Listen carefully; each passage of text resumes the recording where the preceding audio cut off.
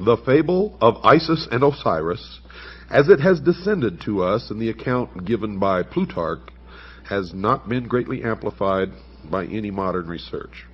The Egyptian fragments, which have been translated in recent years, offer no complete account of the birth, life, death, and resurrection of Osiris, nor has any new key been found to unlock this great drama, which may well be termed the Passion Play of Egypt.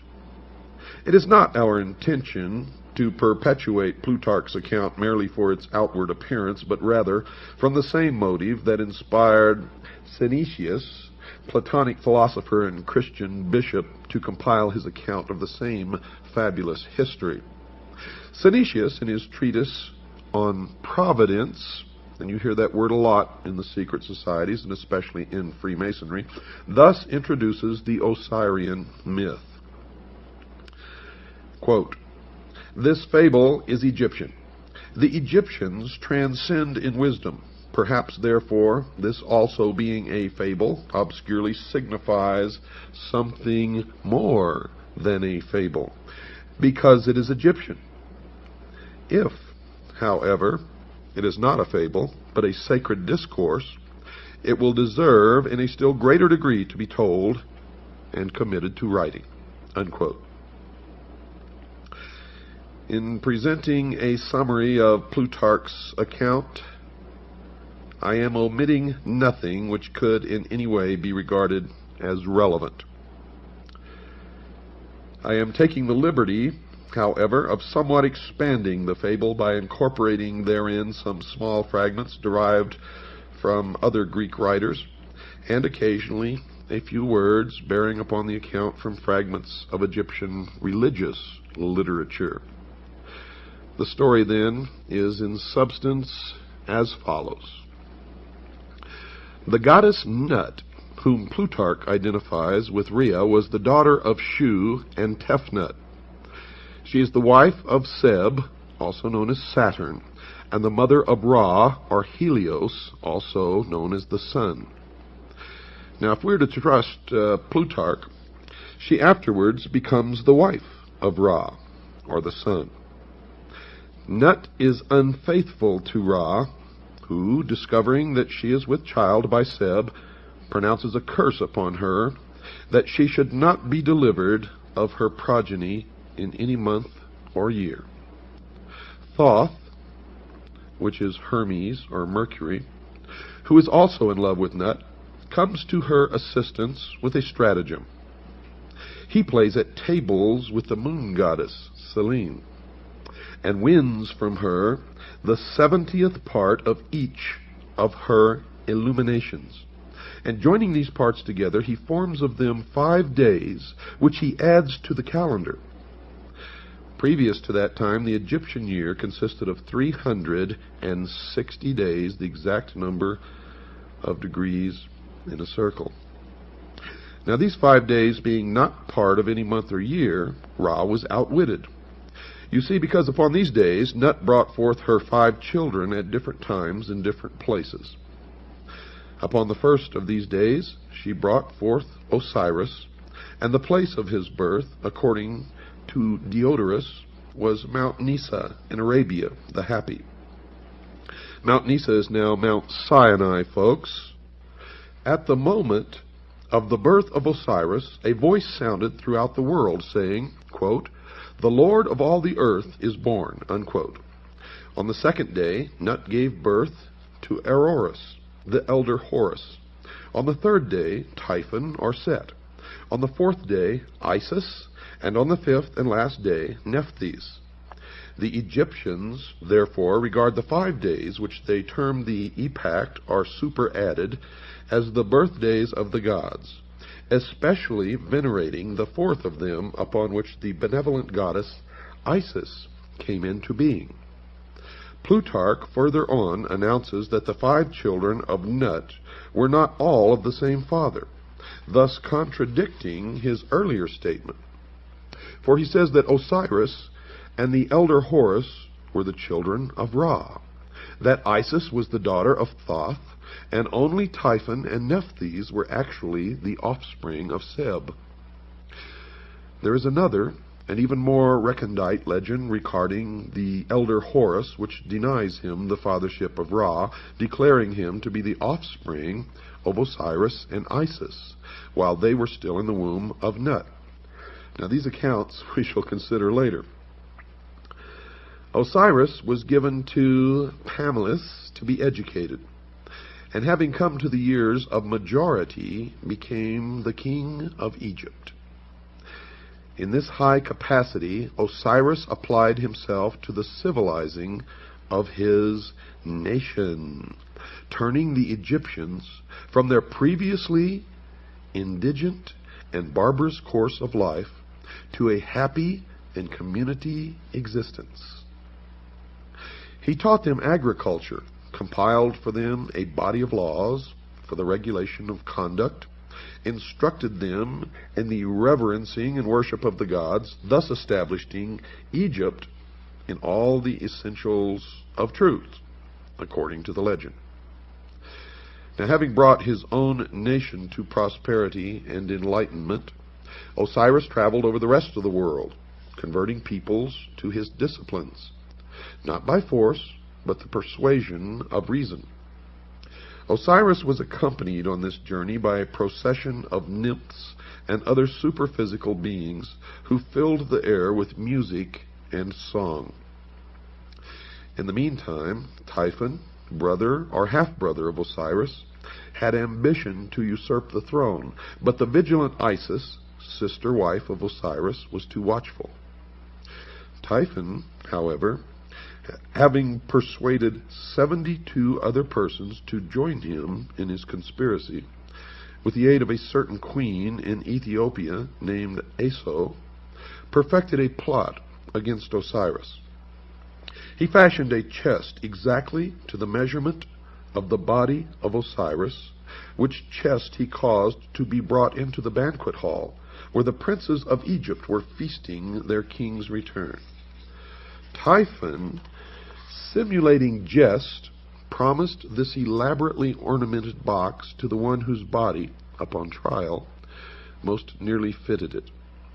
Now each of the princes in turn lay down in the box, but each was too short or too tall, until last of all Osiris himself lay down in it. Immediately the 72 conspirators rushed to the box, clamped the cover upon it, fastened it with nails, and poured melted lead over all the cracks and crevices. After this, they carried the chest to the bank of the Nile and cast it into the river where it joins the sea. Now this evil deed was executed upon the 17th day of the Egyptian month of Athir, when the sun was in Scorpio. According to some, it was in the 28th year of the reign of Osiris, and to others in the 28th year of his life. Now try to remember these numbers. If you can't, jot them down, but these numbers will crop up again and again and again. Scorpio crops up, 17 crops up, 28 crops up, and many other numbers, and they all have significance in the mystery religion of Babylon, the secret societies, and to the guardians of the secrets of the ages. As soon as Isis received word of this crime, she cut off one of the locks of her hair and put on the mourning apparel of widowhood, for which reason the spot where she did this was afterwards called Koptos. That's Koptos, or the city of mourning. After donning the widow's weeds, Isis set forth in search of her husband's body and wandered about all wandered about all Egypt, asking all with whom she came in contact. You see, I may be back here in the United States, but a lot of my thoughts, folks, are still in Europe. Finally, some children who had been at play told Isis that they had seen the accomplices of Typhon carrying the chest to the Nile. For that reason, Egyptians regard the words of children as oracular and pay great attention to them.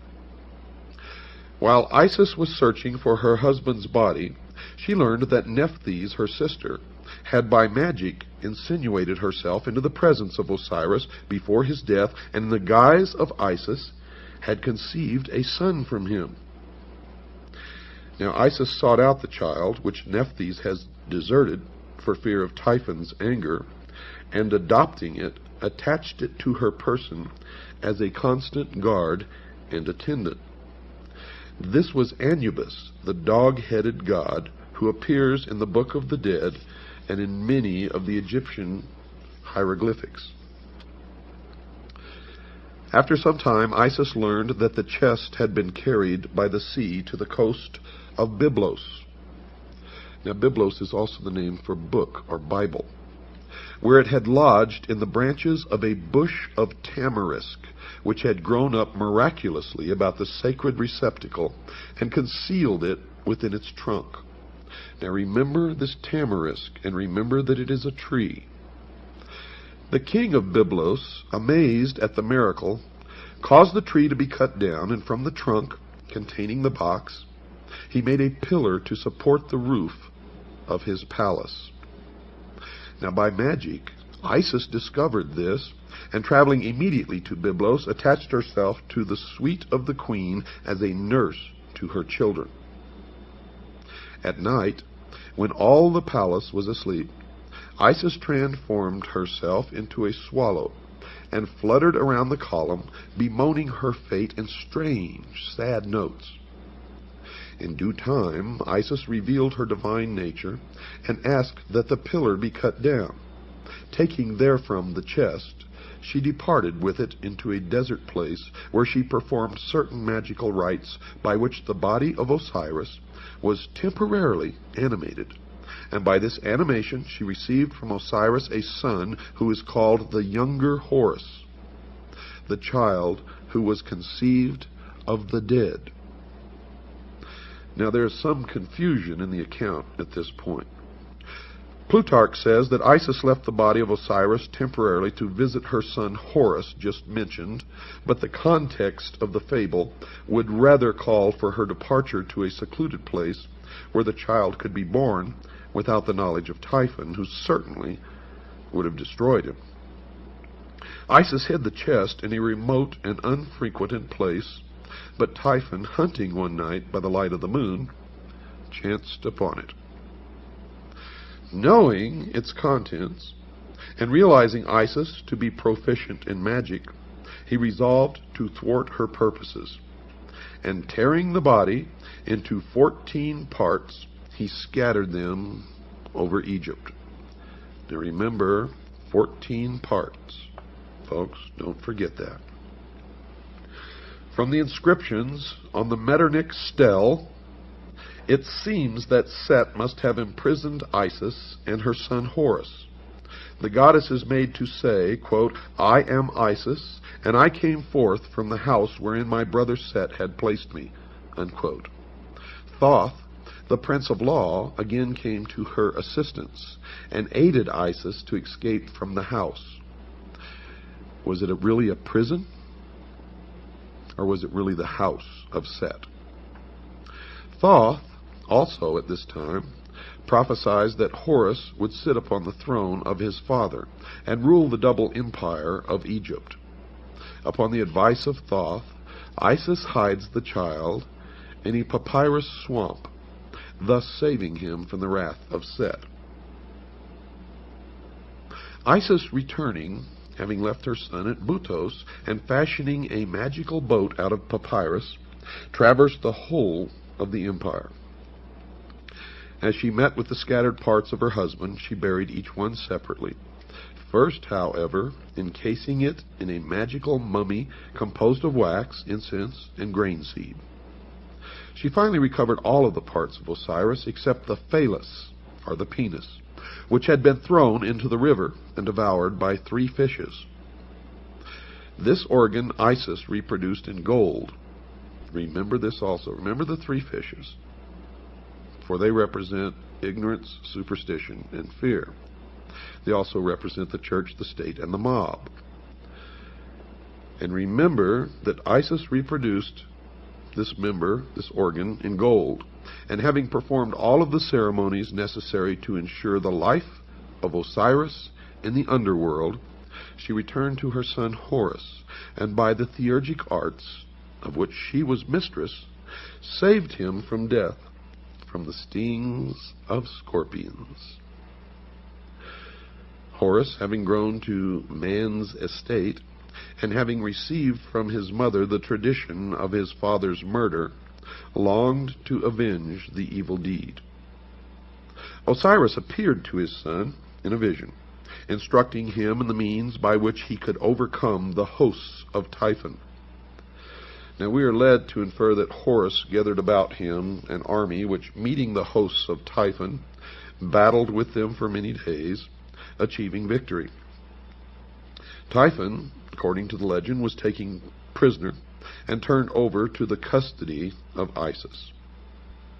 Now Isis, being his sister, could not bring herself to put him to death, but set him at liberty, which so incensed Horus that he laid hands upon his mother and removed from her head the insignia of royalty.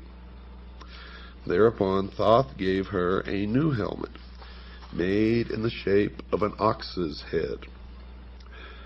Typhon next accused Horus of illegitimacy, but Thoth proves his royal descent. Typhon again goes into battle against Horus. In fact, 2 battles are mentioned, in both of which Typhon is worsted. And Horus regains the kingdom of his father and is regarded, to at least a certain degree, as the actual reincarnation of Osiris. So here you've had a death and a resurrection. After its resurrection in the underworld, the shade of Osiris visits Isis, and in consequence thereof, she gives birth to another son, as it were, by a Holy Ghost, for she knew no living man. This child is called Harpocrates, and Plutarch says of him that he, quote, came into the world before his time and lame in his lower limbs, unquote. Harpocrates is usually depicted as a nude figure, his head adorned with a single curling lock of hair on the right side, this being, with the Egyptians, a symbol of youth or adolescence. He is sometimes depicted with an elaborate plumed headdress, or wearing the double crown of the northern and southern empires. His finger is placed to his lips, which Plutarch interprets as a gesture symbolic of his childish and helpless state. The Greeks and Romans, however, considered this gesture to be a symbol for silence or secrecy, and from this has arisen the custom of placing the finger to the lips as a motion for quietness and secrecy, and we do it today.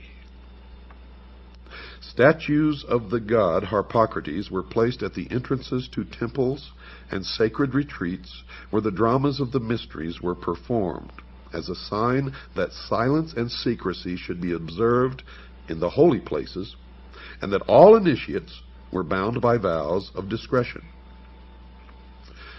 Harpocrates is also sometimes shown standing, and at other times he is depicted seated on the blossom of a lotus, just like Buddha. Although he is usually figured with childish immaturity of body, the imperfection of his lower limbs, as described by Plutarch, is not apparent in any of the Egyptian drawings. It therefore seems that the statements concerning this deformity should be more carefully examined. Samuel Squire, whose translation of Plutarch's Isis and Osiris, made in 1744, is still the most often quoted by Egyptologists. Well, he states definitely, quote, lame in his lower limbs. G.R.S. Mead translated the same essay much later and gives a slightly different rendering of Plutarch's words. Mr. Mead says, quote, weak in his limbs from below upwards, unquote. This difference in wording, though slight, may have an unexpected significance. You see, there's some general information contained in Synesius's treatise on Providence that should be included in this Osirian epic. Synesius is of the opinion that Osiris should be regarded as an historical king, whose father, transcending in wisdom, instructed his benevolent son in all the secrets of the divine science of government.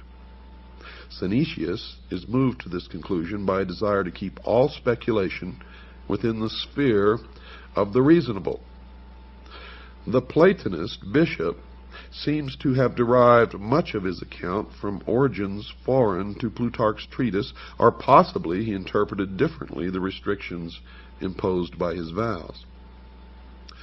Synesius, a prudent and conscientious author, wary of myths and fables, and exhibiting a truly Platonic conservativeness in his handling of subject matter, yet Synesius was beyond question a deeply religious philosopher, and an initiate of pagan mysteries prior to his conversion to the Christian faith, and therefore may have hidden the true meaning of the fable.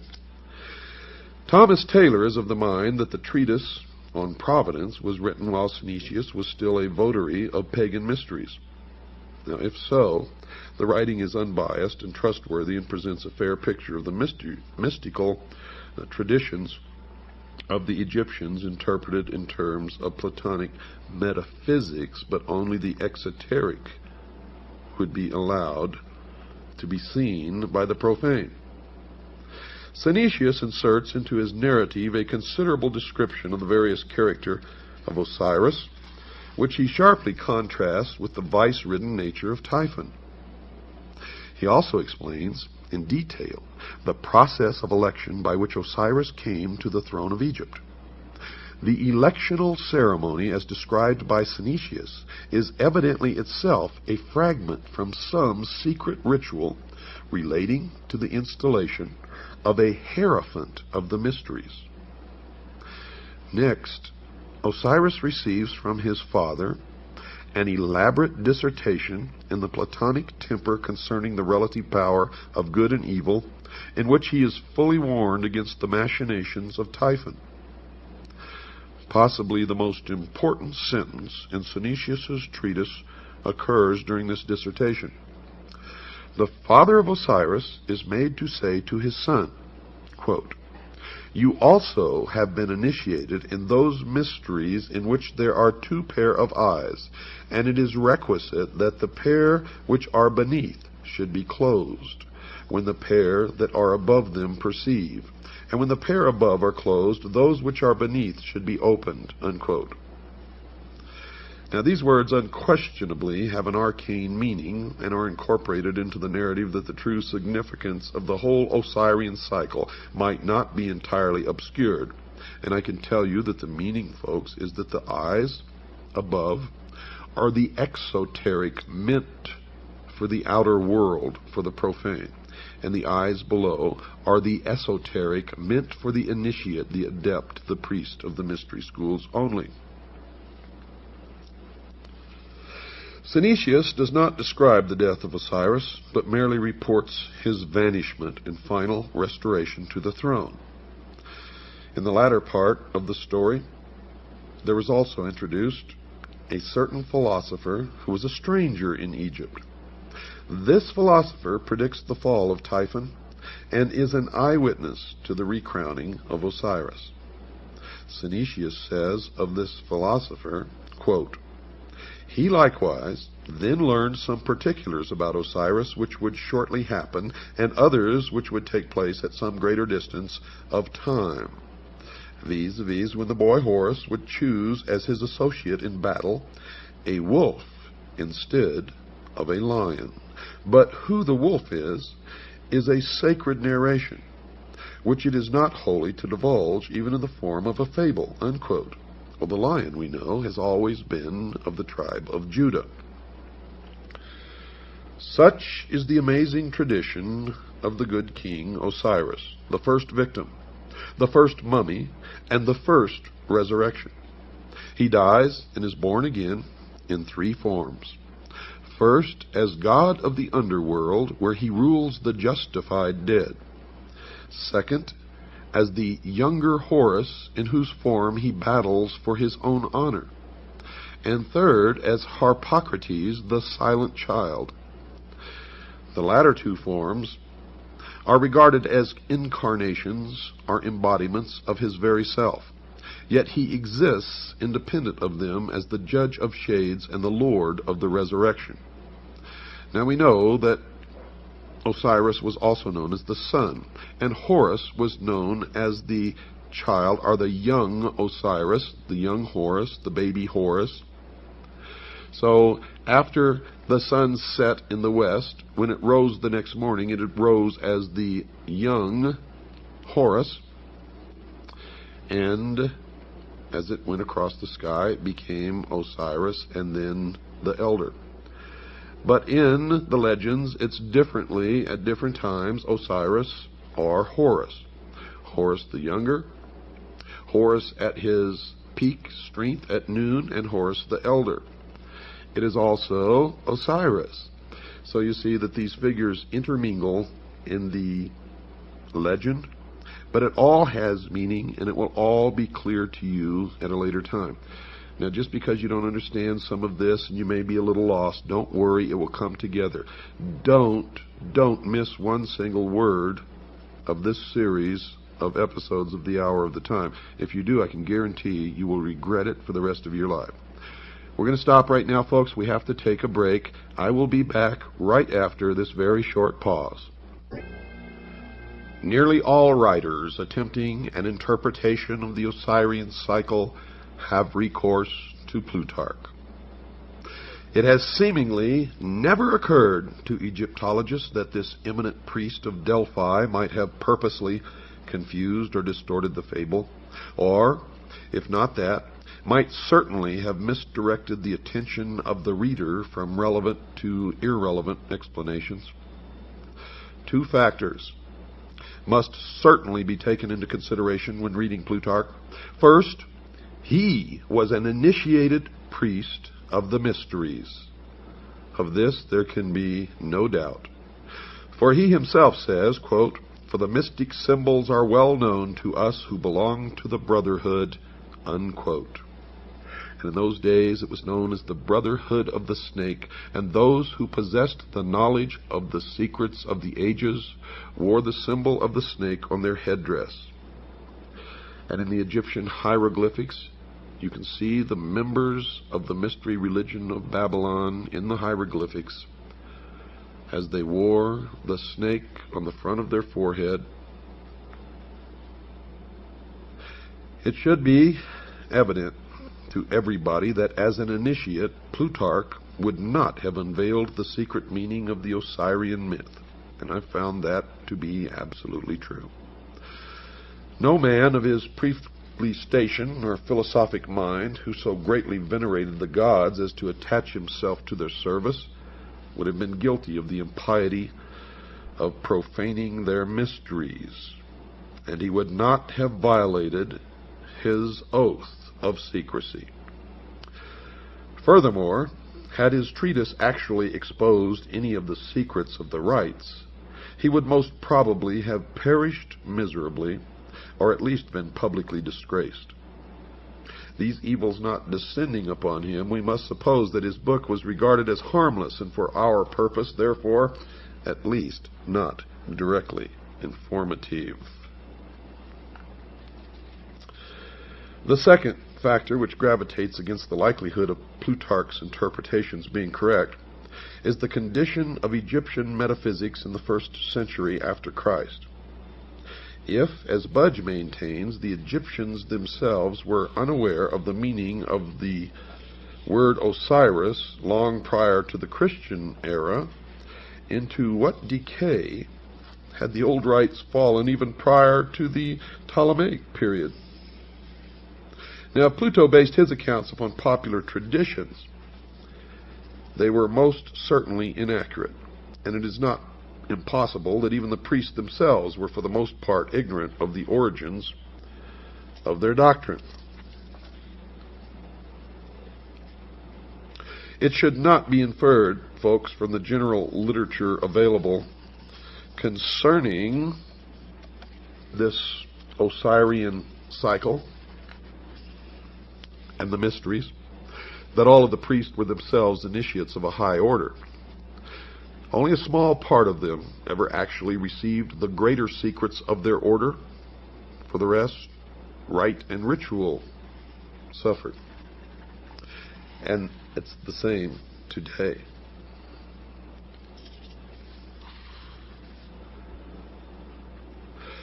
Democritus spent a great part of his life in Egypt, and from the priests of that nation he secured the foundation for his celebrated doctrine of atoms.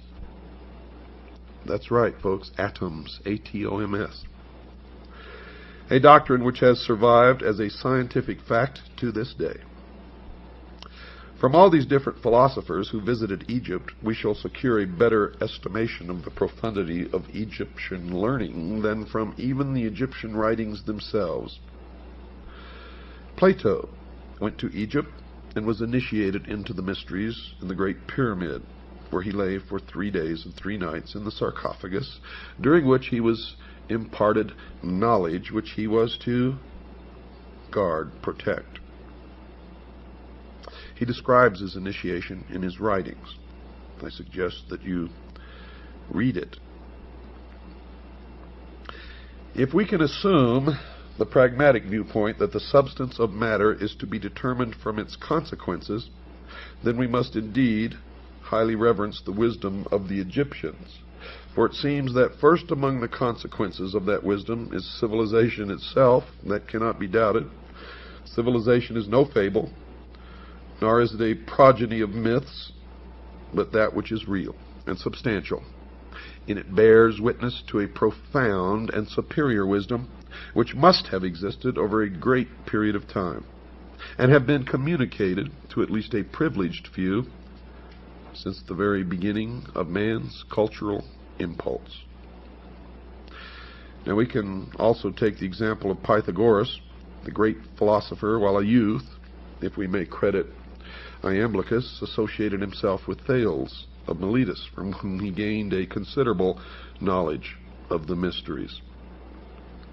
Thales, being at that time of great age and infirm body, apologized for his incomplete understanding of the sacred doctrines, and urged Pythagoras to visit Egypt, the motherland of wisdom, as it was called in those days. Iamblichus wrote that Thales confessed that his own reputation for wisdom was derived from the instruction of these priests, but that he was neither naturally nor by exercise endued with those excellent prerogatives which were so visibly displayed in the person of Pythagoras. Thales therefore gladly announced to Pythagoras, from all these circumstances, that he would become the wisest and most divine of all men if he associated with these Egyptian priests. Iamblichus then describes the journey which Pythagoras made to Egypt, how en route he was initiated into the mysteries of several nations, and at last, arriving at his destination, was received by the Egyptian priests with respect and affection. He associated with the Egyptian philosophers for some time, and after demonstrating by his sincerity and consecration that he was worthy to associate with the initiated, he was at last admitted into the secrets of their orders. Quote, "He spent, therefore," observes Iamblichus, 22 years in Egypt, and the adyta of temples, astronomizing and geometrizing, and was initiated, not in a superficial or casual manner, in all the mysteries of the gods. Pythagoras must be acknowledged among the first of those divine men to whom the race is indebted for the principles of science, art, and philosophy. And are we to presume that so noble an intellect could have spent 22 years pursuing fabulous shadows in Egyptian crypts? If, as some have asserted, Osiris signified merely the Nile, and Isis the black earth rendered fertile by its inundation, could such a fable have so greatly stimulated the admiration of Pythagoras that he would have spent a score of years in the assimilation of the idea? I don't think so. Or again, Would he have spent this great length of time, the very best years of his life, in memorizing the myth-encrusted history of an ancient king who at some remote period had reigned in Egypt and whose memory seemed sufficient to inspire a vast civilization for some 6,000 years? By the way, that's the exact number of years in the calendar of the Mystery School and of the Freemasons. Or would he approach the matter from another of these explanations?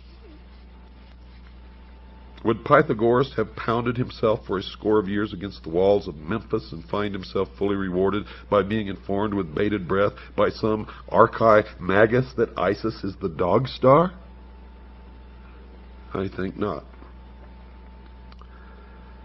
It's not impossible that in the course of its long and illustrious history, folks, Egypt devised many opinions relative to her sacred myths, but no such explanation as involved Egypt alone, her histories, her heroes, or her agricultural problems, could have caused illustrious men from all parts of the world to have visited her in quest of essential wisdom, the central core of which is the myth of Osiris, Isis, and Horus, known as the Osirian cycle. The Nile meant nothing to the Greeks, who cared little whether it rose or fell. The sneezing you hear in the background is my dog Sugar Bear, who always accompanies me into the studio to do these programs. Not Egypt, but the Umbos of Delphi was the center of their universe in Greece, and local fables derived from Egypt's 42 gnomes could never have won for the double empire its illustrious reputation as patron of all learning, human and divine. So we must look deeper. And look deeper we did, folks, and what we found is amazing. For we found that Osiris and Isis and Horus were not ever have meant to be, nor were they ever real people or real gods or spacemen who came from some other world. Not at all. As we have found in our research, and as I have found in my over 20-some-odd years of research into the mystery schools, they are like all the other symbols of the mystery religion. For the public, for the profane, they are the exoteric, and you may make of them what you wish. The adepts, the initiates, the priests, they don't care what interpretation you give the exoteric meaning. And the esoteric is so entirely different from what you may suspect that the answer will surprise you. You see, we cannot be deceived by the obvious, and you can never be deceived by the obvious, or even consider the obvious when looking at any of the mystery religions or the secret doctrine. And we cannot allow ourselves to be misdirected by the evident subterfuges, the deceptions of these ancient priests, who so carefully concealed their arcana from the uninitiated world that we, at this late time, may even doubt its existence. Yet now, today, it is thriving to the point that it controls all levels of our society, military, and government. The ignorant, the sheeple, even among the Egyptians, might derive their inspiration from the processionals and rituals of the state religion, but that's just for the sheeple. For those great philosophers who came from afar were in search of the highest form of human knowledge, the ancient arts, the secrets of the ages, and could not be satisfied by such outer show. Had these fables been but hollow and unsubstantial forms, Egypt would have been the ridicule of the wise, who would speedily have exposed her sham and reduced her vain pretense to a humble state. But this did not occur. You see, the initiates of her mysteries, returning to their own countries, not only felt themselves more than repaid for their hazardous journeys and long vigils, but furthermore, They became founders of distinguished systems of thinking, disseminators of useful knowledge, and in all cases bore witness to a broad and deep learning, and they always took with them a plan for the unfoldment of a world utopian government, which plan still exists today and is still being carried out in secret as the completion of the great work. Osiris describes two famous columns erected near Nysa in Arabia, one to Isis and the other to Osiris. Now remember, Osiris and Isis never lived, they were not real people, and they were never gods. They are symbols for something much deeper. So when you listen to the interpretation of the inscriptions on the columns, remember that. The column to Isis bears this inscription, quote, "I am Isis, queen of this country. I was instructed by Mercury. No one can destroy the laws which I have established. I am the eldest daughter of Saturn, the most ancient of gods.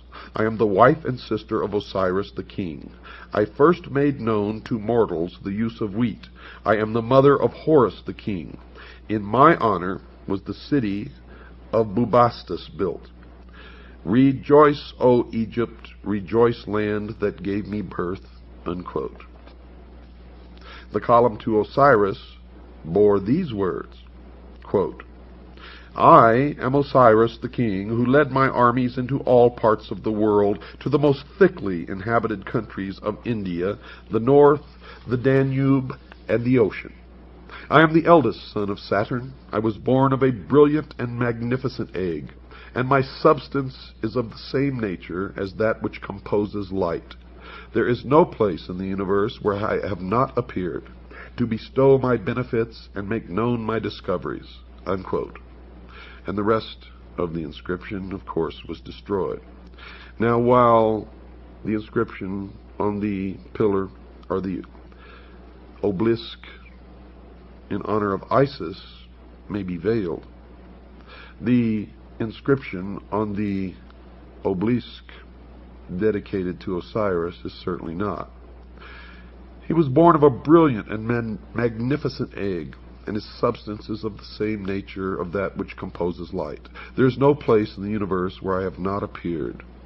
Osiris, of course, was the sun.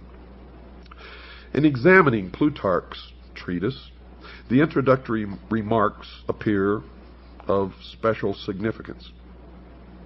Yet, folks, these remarks are wholly ignored by Egyptologists who are content to confine themselves entirely to the fable which constitutes the larger part of the writing.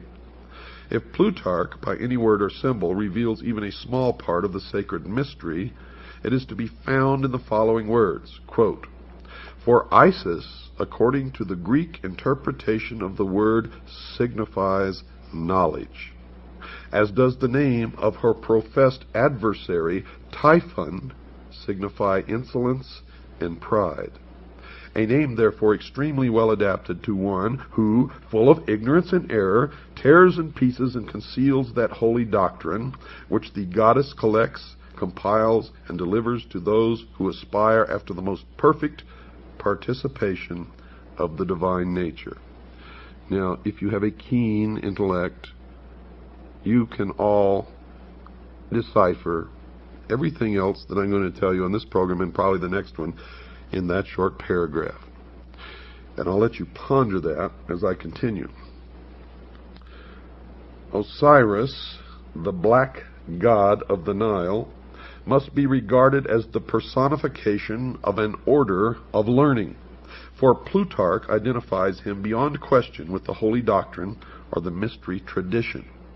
Now remember, I told you Osiris is the symbol of the sun, but the sun was the symbol of the power of the all-encompassing God of the universe.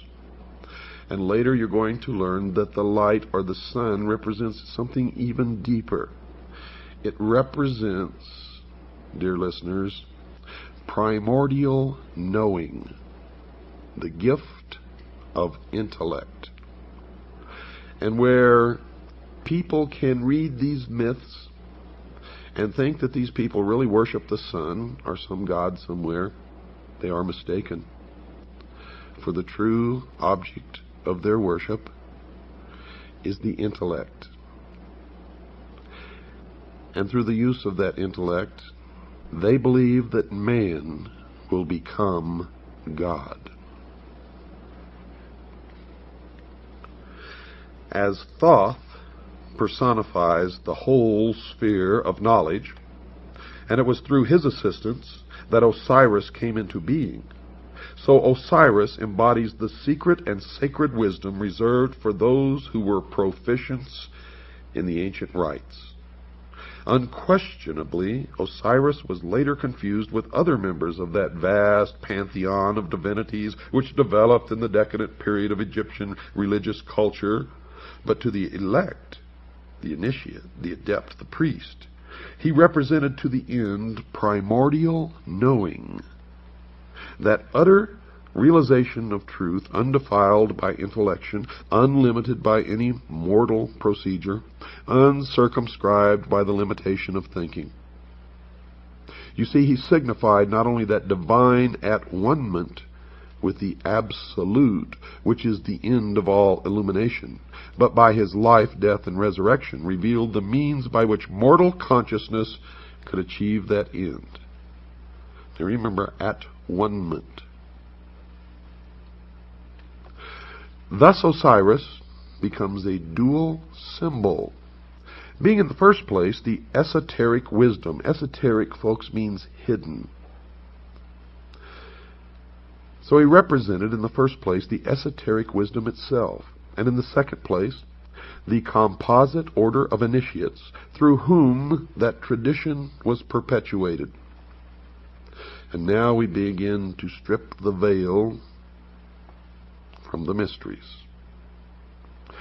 The personality of Osiris thus typifies the institution erected by the ancients to perpetuate the deathless truths of the soul. The living head was crowned with the plumes of wisdom and power. The hands bore the scepters of the three worlds, but the body was bound with the mummy wrappings of the dead. Here we find spirit, the living head, bound incongruously to matter, the mummified body. The soul was imprisoned in the narrow bonds of flesh. And one thing, through my research, is certain. Osiris represented the secret doctrine prior to that time when the omnific word, or the lost word, of Freemasonry was lost. Osiris is the first of the 5 children of Nut. And here you begin to part some more veils behind which the mystery resides. He therefore corresponds with the first of the 5 divine kings of China and the 5 exoterically known Dhyana Buddhas of Lamaism. The 5 children of Nut are the 5 continents which have appeared upon the earth, and the 5 races which have populated these continents.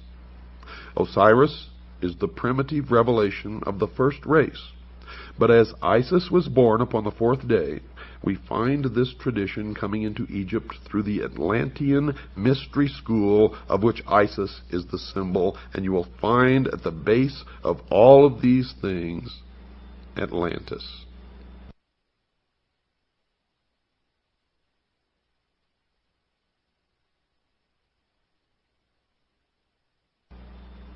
In this country, the Freemasons established the city of Atlanta as the new Atlantis. And all of this will come together for you. It took me many years of study deep into the night and trying to discuss this with other people who had no idea what I was talking about. So most of it was put together in loneliness late at night. And then when I established my organization known as the Citizens Agency for Joint Intelligence, many others began to help and furnish furnish bits and pieces of information. And we have succeeded, folks, in infiltrating the lodge. We have members in the lodge who feed us information constantly. Members whom we taught how to take an oath so that the oath of Freemasonry would not be binding upon them. You have to play sometimes by the rules of the enemy in order to beat the enemy. And we are beating the enemy now.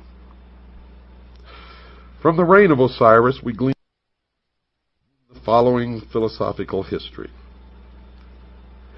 They believed that there was a time, the Golden Age, when truth and wisdom ruled the earth, and this aristocracy of wisdom was a benevolent despotism, and that's what they want to reestablish. Benevolent to who? That's the question. In which men were led to a nobler state of being by the firm, kindly hand of the enlightened sage. This was the divine dynasty of the mythological priest-kings who were qualified to govern humanity by virtue not only temporal, but by divine attributes. Through his priests, Osiris, representative of the hidden tradition, ruled the entire world by virtue of the perfection resident in that tradition. Don't miss tomorrow night, folks. You have not even begun your journey. Good night, and God bless each and every one of you. Welcome once again, folks, to the Hour of the Time. I'm your host, William Cooper, and tonight we continue on our series of the origins, the history, the dogma, and the identity of Mystery Babylon, the secret organization that is infiltrated every level of our society, military, and government, and are bringing about a totalitarian world socialist government that they call the New World Order. Tonight, part 4. Well, let me continue, and I think tonight is really going to open your eyes. And remember, we're nowhere near even begun. We got a lot of shows to do on this, folks, and it's going to blow your mind if it hasn't already. I think some of you out there already know that. Now, if we concede that Osiris is the positive pole of the universal life agent, as the mystery school does, then Isis becomes the receptive pole of that activity. He is the doctrine, she is the church. As in Christianity, it is customary to refer to the church as the bride of Christ. So in Egypt, the institution of the mysteries was the great mother, the consort of heaven herself. From this interpretation, we gain a deeper insight into the symbolism of the whole Osirian cycle. Isis, you see, becomes the temporal order of the priesthood, the accumulative body of initiates. She is personified as the temple. She is the mother of all good, the protectress of all right, and the patron of all improvement. Now remember, this is the belief of the mystery schools. I'm not telling you what I believe. What you're learning on this program is what the mystery religion really is. Its origin, its history, its dogma, and its identity. So don't get confused here. Don't get confused. According to the mystery schools, she ensures nobility, inspires virtue, and awakens the nobler passions of the soul. As Diana of Ephesus, she is the multimamia who feeds all creatures from herself. And many of you may have seen illustrations in books or little statues or portraits or pictures on somebody's wall of Isis in the role of the multimamia, where she has many breasts all over her torso and on her legs and arms, all over her body. Well, that's what this represents. As Diana of Ephesus, she is the multimamia who feeds all creatures from herself. Like the moon, she shines only with the light of her sovereign sun, spelled S-U-N, even as the temple can only be illumined by its indwelling truth. So Isis is the moon, Osiris is the sun. And remember what this means, folks. He is the doctrine, she is the church. You see, the Osirian legend, the Osirian cycle, was never about real people. It was never about gods or goddesses. But it is the method by which the real object of worship and the real mystery of the mystery religion of Babylon has been concealed. And it is only one of the ways, as you will see. Typhon, according to the mystery schools, is the embodiment of every perversity. He is the negative creation, the Ahriman of Zoroastrianism. And remember, we talked last Thursday about the movie 2001, and in the beginning of the movie, the musical score that you hear, the name of it is Also Sprach Zarathustra, which is a tribute to Zoroaster, which is the androgynous god. The combination in one of the positive, the negative, good, evil, male, female, etc., etc., etc. It is the concept that Christ is also Lucifer, or that they are twins, and that's what they teach in the Mormon Church. Typhon, according to the mystery schools, is black magic and sorcery, the Black Brotherhood, also known as the Jesuit order. Nephthys, his wife, is the institution through which he manifests. He is neither a single evil, nor even a sequence of ills, but an infinite diversity of them, indescribably insidious, empowered to infect the fabric of church and state. The enemy of the mystery schools are three: the church, the state, and the mob. And of course the mob is us. Typhon lured Osiris into the ark of destruction at the time when the sun enters the house of the scorpion. Hence we know him to be the eternal betrayer, or Judas, that ageless Judas who undoes all good things and inevitably presages ruin. He is the power of the physical universe which is constantly seeking to destroy the spiritual values locked within its substances.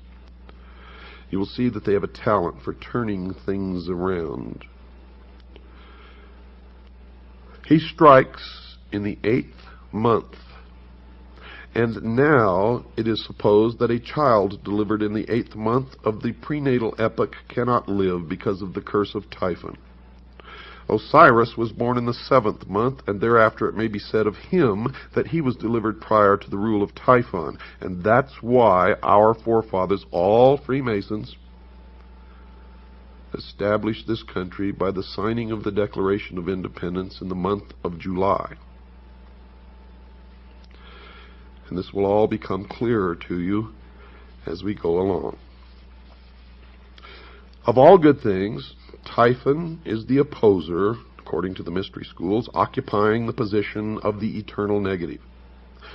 This evil monster may well be generalized under the appellation of the adversary. In the initiation rites, he is also the tester, or the trier. Quote, "The Lord who is against us," unquote.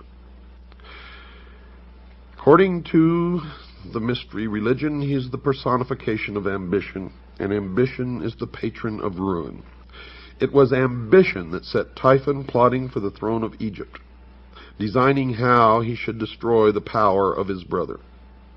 A learned Jesuit father sees in Typhon Cain, and in his brother Osiris Abel. If such a parallel actually exists, then the biblical allegory is susceptible of the same interpretation.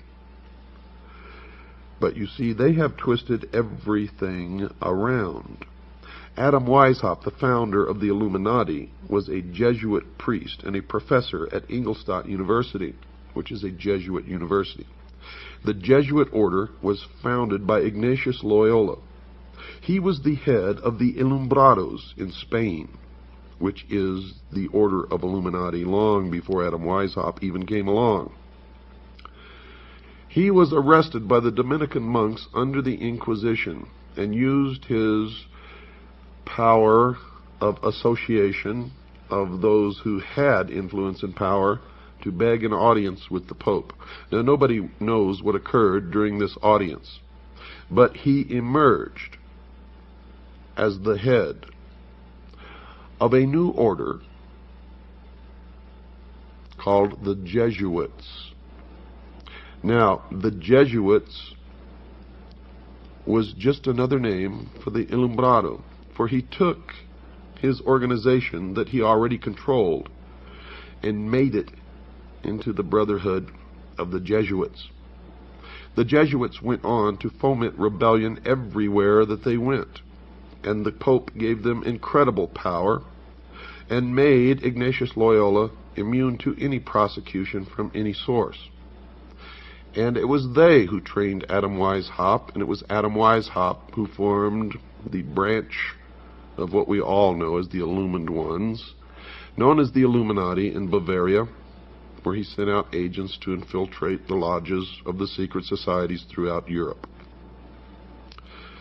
Now you will begin to understand this even more, folks, as we go along. Right now I understand how shocking some of this may be to some of you out there. But just hang on.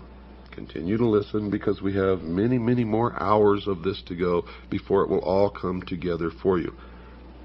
But I would suggest that you begin study on your own. It doesn't matter if you get ahead of us, because you will always need some of the information that I'm putting out here, no matter how ahead you may get or what you already may know, simply because I've done well over 23 years of research into this, and I must know something that you don't know. And if you know something that I don't, please send it to me immediately. And if we can substantiate it, we will incorporate it into this series. Now, let me continue. Typhus lured Osiris into the Ark of Destruction at the time when the sun enters the house of the Scorpion. Hence we know him to be the eternal betrayer, that ageless Judas, who undoes all good things and inevitably presages ruin. Now this may sound to you that we're talking about Satan or the devil. But you see, in the mystery schools, they consider their god, Lucifer, to be the true good God, and they consider the God of Christianity to be the evil God. Now, if you listened on the night of the 10th, the 11th of February, Thursday, you already understand this concept. Because the mystery religion of Babylon believes that man was held prison in the bonds of ignorance in the Garden of Eden by an unjust, vindictive God. Lucifer, through his agent Satan, and many believe them to be the same entity, and that's okay. Lucifer, through his agent Satan, released man from the bonds of ignorance with the gift of intellect. And through the use of that intellect, man himself will become God. And that's the heart and soul of the dogma of the mystery religion of Babylon. Now, since I am taking the content of all of these episodes directly from their own teachings and their own writings, so that you'll know that this is exactly what they believe, sometimes it may sound to you like these are the good guys. But remember, they are the ultimate perfection of deception. And they have intentionally made it this way so that they can get people to join them and stay with them until they're so deeply involved and committed that it's too late. And that is why the degrees of initiation. So stick it out and you'll find out that these guys are the greatest liars, deceivers, manipulators, and scum that exist upon the face of the earth. Typhon in their teachings is the desire of the few pitted against the good of the many. Now, if you understand what I just said, you understand that these are communists, socialists. They believe Typhon is the spirit of dissension and discord that breaks up unity of purpose by setting factions against each other so that great issues lose the name of action. The desire for riches, pomp, power, and, listen to this, folks, sovereignty, by which this evil genius was obsessed, reveals the temptation by which humanity is deflected from its ultimate goal and led into the byways of sorrow and despair. Typhon, the queen of Ethiopia, and the 72 conspirators represent the three destructive powers preserved to modern Freemasonry as the murderers of the master builder Hiram Abiff. You will see that Hiram Abiff was never murdered. In fact, in the Bible you will see that when the Temple of Solomon was completed, he went back home to Tyre. But in the Freemason legend, Hiram Abiff, the master builder, was killed and the temple was never completed. So everybody is blaming all of this upon the Jews. It is not the Jews, folks, because all of this is a front. It's symbology for what they really, really mean. Hiram Abiff was really, folks, Jacques de Molay of the Knights Templar. And all of this will make much more sense to you several shows down the road, because we have lots and lots of information to go through before you put it all together. Now, these three destructive powers preserved to the modern mystery school known as Freemasonry as the murderers of the master builder Hiram Abiff, who was really Jacques de Molay, are ignorance, superstition, and fear, what they call the destroyers of all good things. When you get even deeper into their teachings, you find out that ignorance, superstition, and fear stand for the state, the church, and the mob. And those are the things that they have sworn to destroy and substitute themselves as the ruler of the world in a benevolent despotism, a totalitarian socialist state. Because from the very beginning, these people have been pure, true communist socialists. They are the heart and soul and core of international socialism. They believe the advent of greed and perversion marked the end of the Golden Age, the Osirian Age, which the Osirian cycle is just a symbology of this. And the Golden Age, of course, golden, oro, always has stood for the sun. Osiris is representative of the sun.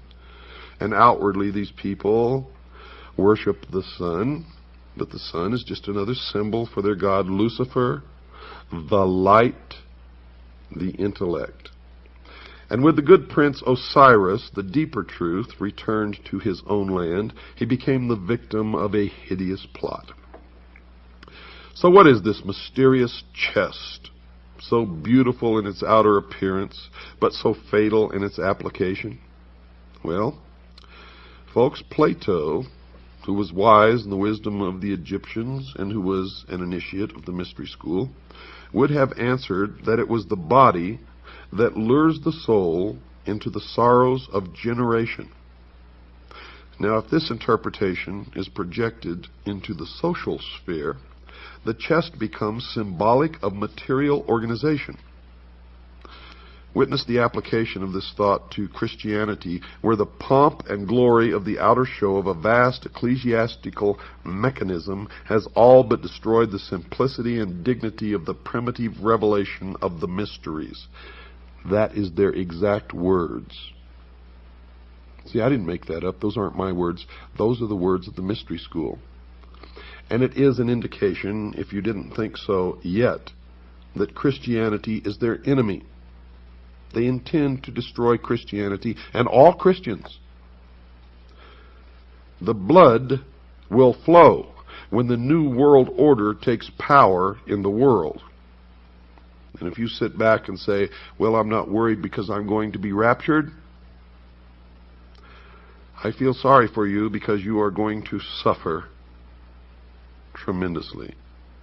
Because in my research, I have found that most of the theologians in the Protestant religion of all denominations who are responsible for this doctrine of the rapture are Freemasons. And they are in control of the World Council of Churches.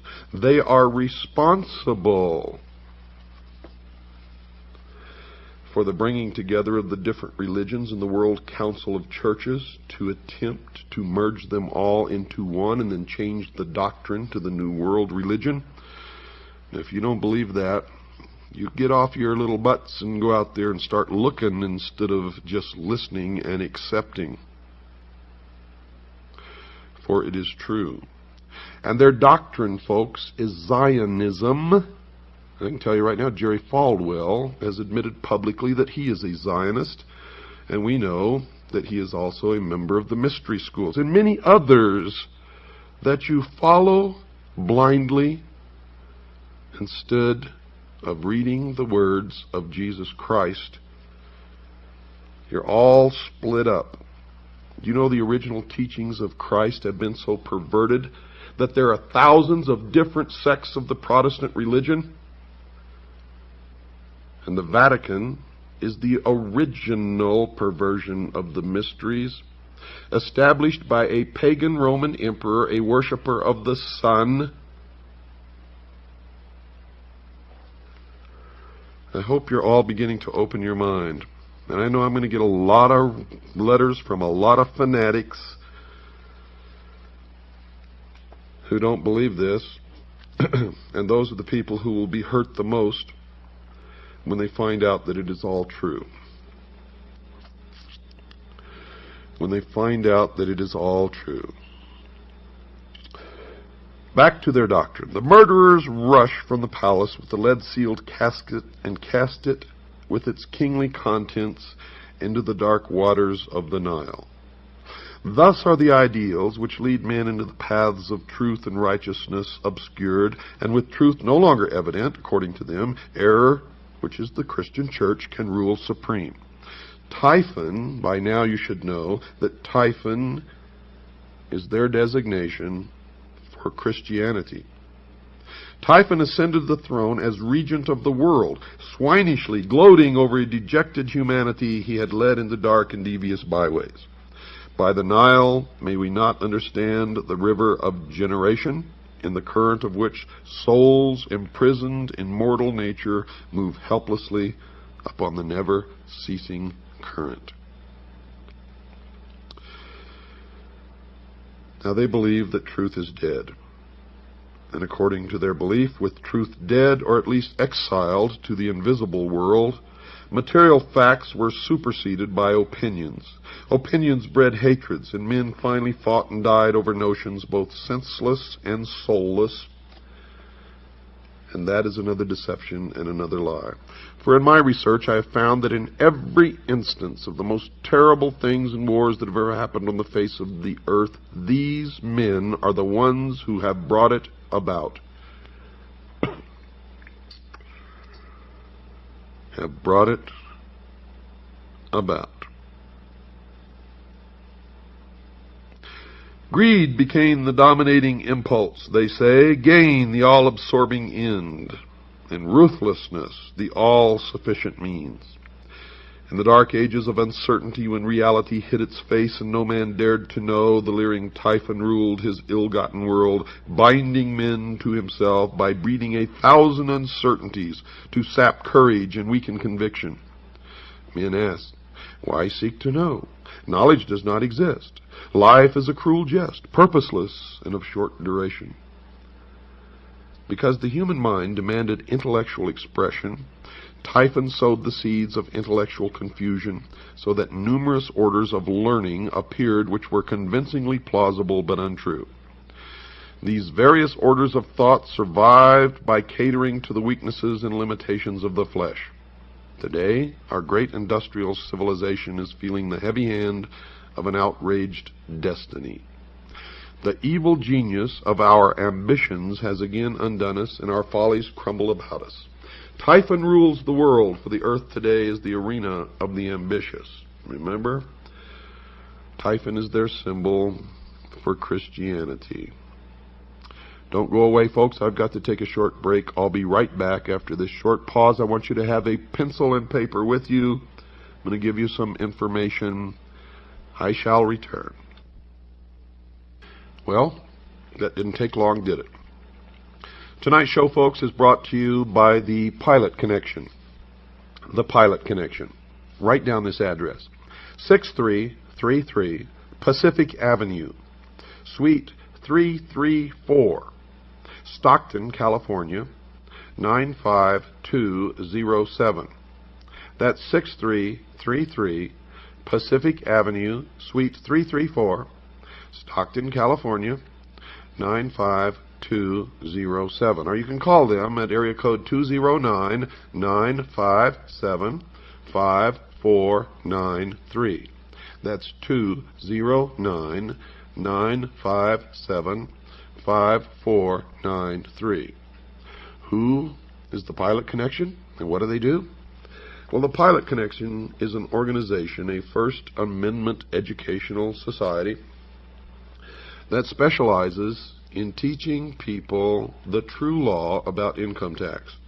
Did you know that income tax is voluntary? Well, it is, folks. But you just can't go and stop paying income tax and say, I volunteer not to pay, because you've entered into certain adhesion contracts which make you liable for income tax. But the Pilot Connection can tell you how to untax yourself legally and lawfully, so that you never have to file another return, pay another nickel of income tax, or maintain the records that those designated as taxpayers because of their adhesion contracts have to do. No, if you go through the Pilot Connection, you will become legally designated a non-taxpayer. I am a member. I have done this, so have tens of thousands of other people.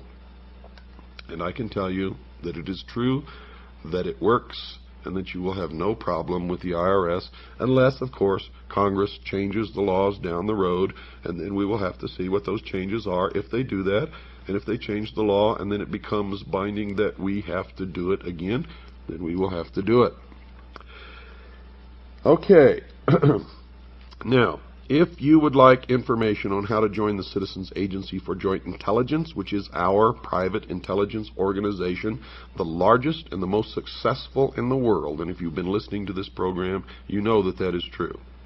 Now, if you'd just like to join, send us $45.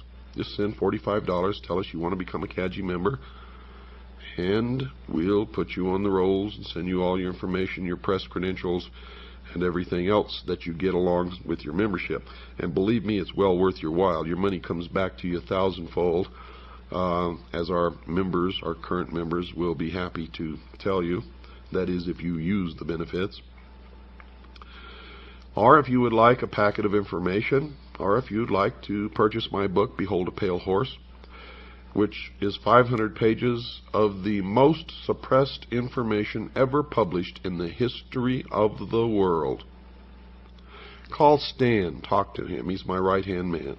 His number is 602-567-6109. That's 602-567-6109.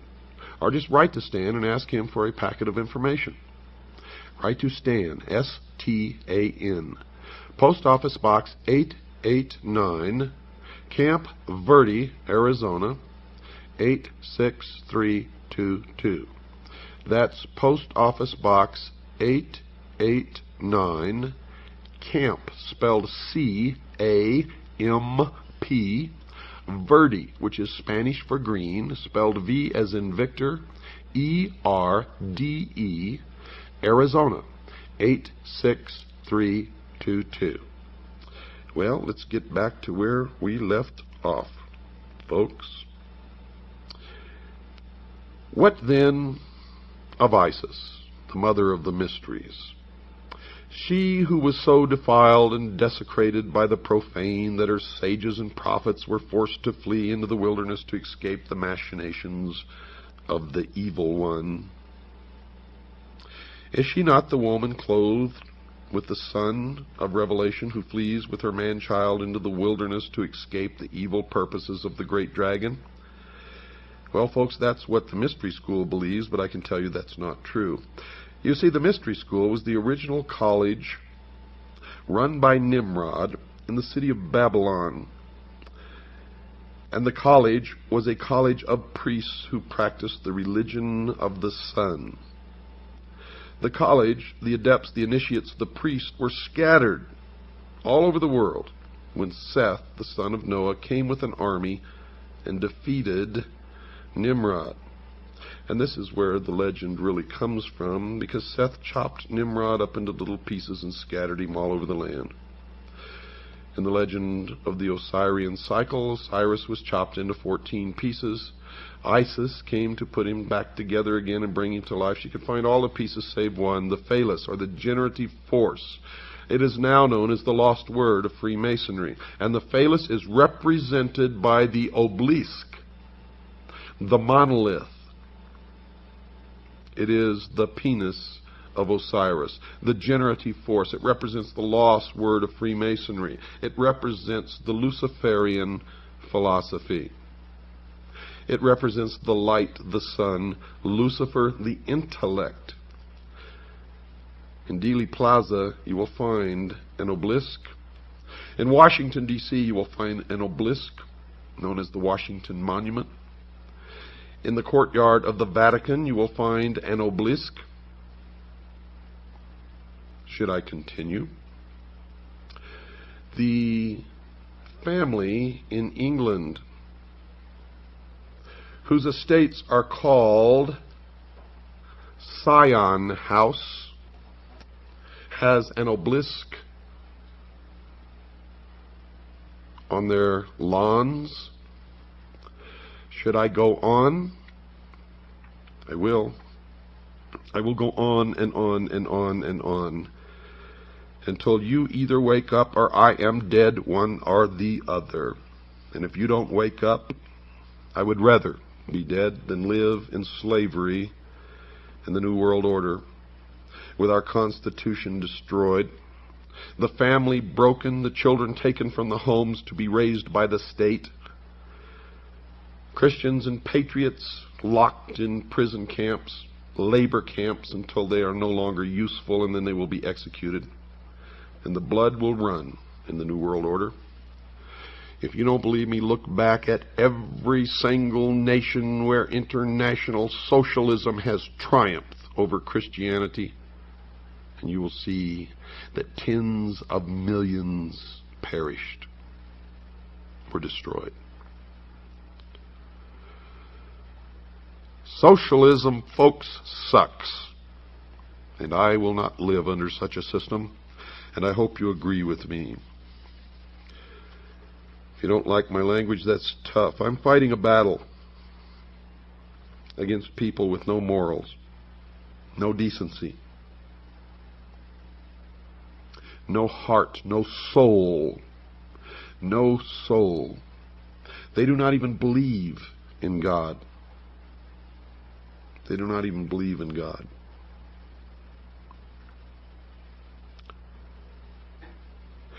The glory of Egypt, according to these people, ceased with the death of Osiris. The mighty temples still stood, but the God who illuminated them had gone. The priests bowed helplessly before the dead embers of their altars. And one by one the sanctuaries crumbled into ruin, and the custodians of these ancient truths hid themselves in obscure corners of the earth, lest they be hunted down and slain for the sin of dreaming and hoping for a better day. Isis then, as the scattered but still consecrated body of initiates, began the great search for the secret that was lost. And this is all in reference to Seth's army scattering the college of priests in the ancient city of Babylon. And later it refers to the Knights Templar. who brought the mysteries from the Middle East to Europe. In the beginning, folks, they were never a part of the Catholic Church, as you will learn, and they still exist today, regardless of what you've ever been taught. For they are the mystery school today. In all parts of the world, according to their teachings, the virtuous raised their hands to the heavens, pleading for the restoration of the reign of truth. This congregation of those who prayed, who labored, and who waited, the great congregation of a world in anguish, this is Isis in sackcloth and ashes, searching for the body of her Lord. Searching in all parts of the earth and throughout innumerable ages, inspired men and women, the congregation of the just, at last rediscovered the lost arcana and brought it back with rejoicing to the world over which it once ruled. Isis by magic. For the initiated priests were all magicians, and they are magicians today, resurrected the dead God, and through union with him brought forth an order of priests under the collective title of Horus the Hawk, the all-seeing bird, whose eye is on the reverse of the great seal of the United States of America. These were the Hurge Shesta, or the companions of Horus, and the chief of these, called by Lewis Spence the chief of the mysteries par excellence, appears to have worn the dog-headed mask of Anubis. Anubis was the son of Osiris by Nephthys, the material world, therefore represents the divine man, or the mortal being, who rose to enlightenment. And those who rose to enlightenment were considered illumined. Collectively, they are known as the Illuminati. And all of you who have fallen for the scam that the Illuminati does not exist, they do. For the term Illuminati merely refers to the collective body of those who are illumined or enlightened, and they are the Illuminati. Ambition, however, personified by Typhon, knowing that temporal power must die if divine power in the form of truth be reestablished, put forth all its power again to scatter the doctrine, this time so thoroughly that it should never be rediscovered. If Typhon, as Plutarch has suggested in one of his manifestations, represents the sea, then it appears that this second destruction of Osiris may refer to the Atlantean deluge. There's Atlanta again. Atlantis. Atlanta, the same. Go to Atlanta, Georgia, folks. Drive around in that city. You will see pyramids everywhere. You will see 666 everywhere. You will see the symbols, the all-seeing eye.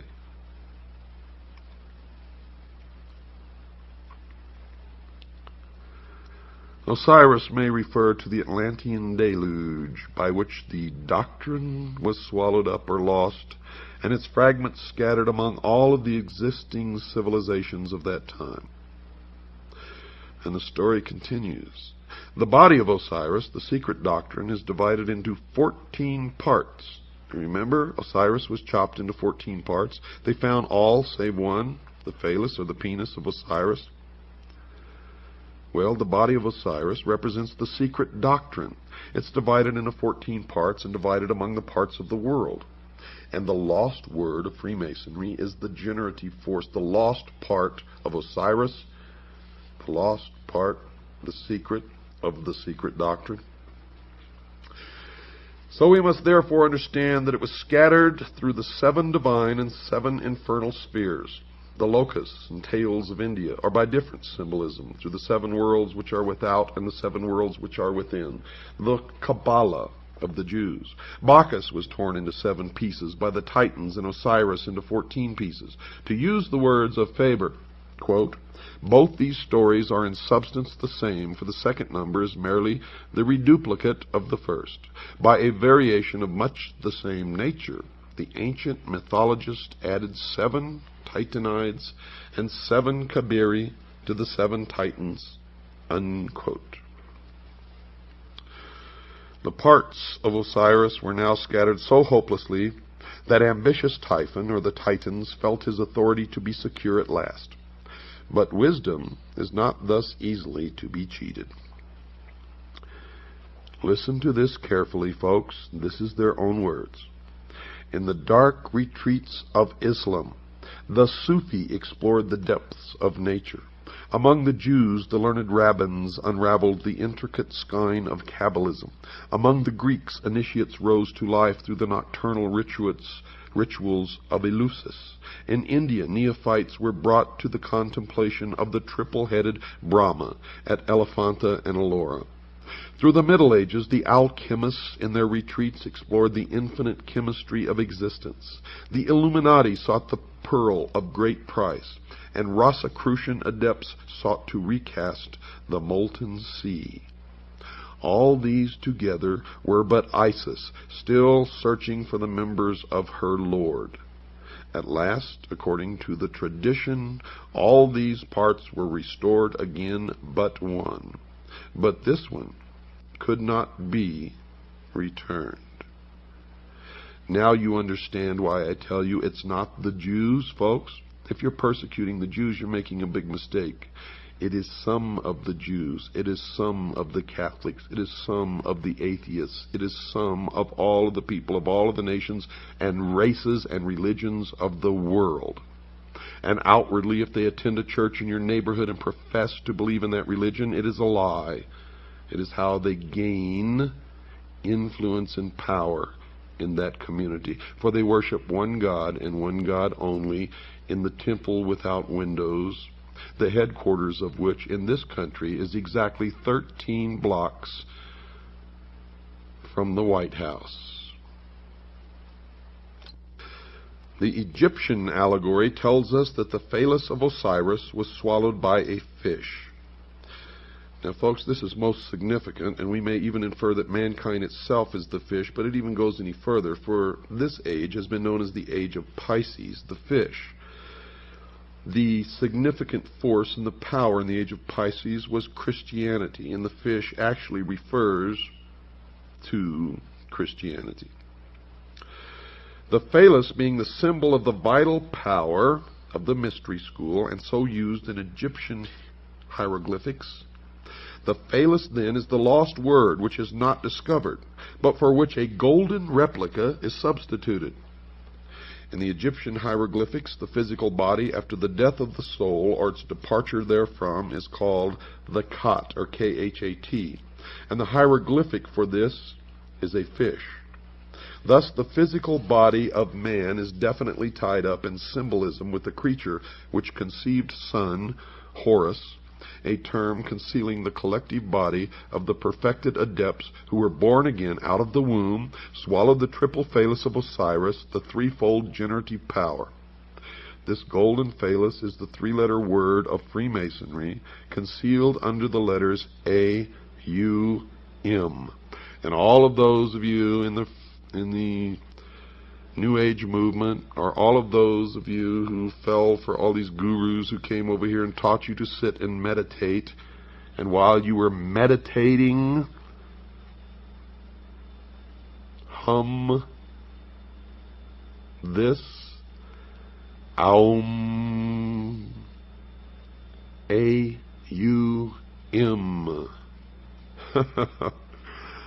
The golden phallus is the three-lettered word of Freemasonry concealed under the letters A-U-M.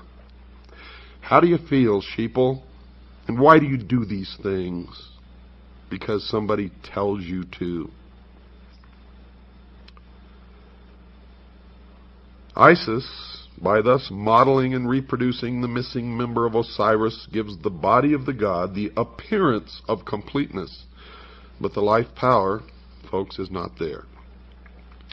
Isis, the priesthood, with their initiatory process, had accomplished all that could be accomplished by natural philosophy.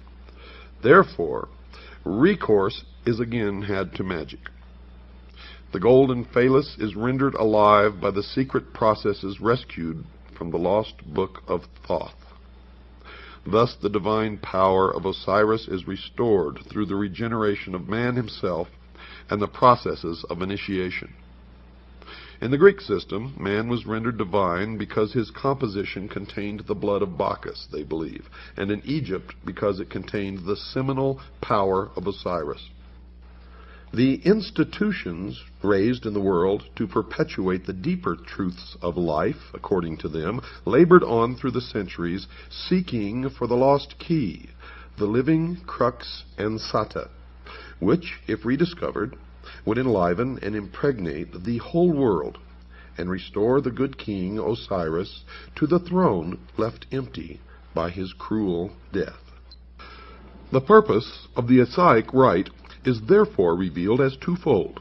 The first motive was the almost hopeless effort made by the bereaved Isis to restore her husband to life. She hovers above his corpse in the form of a bird, trying to restore his breath by the fluttering of her own wings. This ceremony is concealed in the Book of the Respirations. The causing of Osiris to breathe again is the great abstract ideal. The second and more imminent motive which actuated Isis was to avenge herself upon Typhon, Christianity, and to destroy his power over the world. This she determined to accomplish through her immaculately conceived son Horus, which is a term concealing the collective body of the perfected adepts who were born again out of the womb of the mother Isis, the mystery school. Now we can apply this analogy to a great modern system of initiation called Freemasonry, which has certainly perpetuated at least the outer form of the ancient rites to the profane or to the members on the lower rung of the initiatory ladder. To the adepts of the priesthood, the higher initiates, then it is clear. You see, for Freemasonry as an institution is Isis, the mother of mysteries, from whose dark womb the initiates are born in the mystery of the second or philosophic birth. Thus all adepts, by virtue of their participation in the rites, are figuratively at least the sons of Isis. As Isis is the widow seeking to restore her lord and to avenge his cruel murder, it follows that all master masons or master builders are widows' sons. They are the offspring of the institution, widowed by the loss of the living word, and theirs is the eternal quest they discover by becoming. In the Egyptian rites, Horus is the savior avenger, son of Isis, conceived by magic or the ritual after the brutal murder of Osiris. Hence, he is the posthumous redeemer. Freemasons are Hori.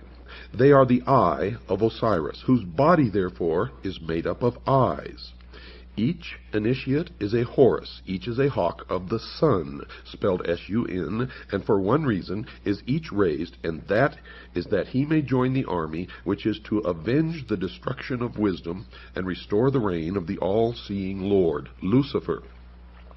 Each one is dedicated to the overthrowing of the reign of Christianity. The great battle in which the sons of the hawk rout the hosts of darkness is the mysterious Armageddon of Revelation. You see, they believe Lucifer is the god of light, and Jehovah, or Yahweh, is the god of darkness. They believe that the Armageddon of Revelation is the Kurukshetra of the Mahabharata and the Ragnarok of the Eddas. In this battle, the hosts of the adversary shall be routed forever. The great purposes of the Osirian rite are thus revealed in an unsuspected clarity. The Hershesti are philosophically opposed to the reign of ambition. It is their duty to reestablish that golden age when wisdom personified as Osiris and not selfishness personified by Typhon shall dictate the whole course of human procedure. The day must ultimately come when the Hori, by virtue of their royal purpose, accomplish the consummation of the great work. The great work, folks, is the elevation of man to the illumined man, or 666, and the establishment of a one-world, totalitarian, socialist utopia on earth.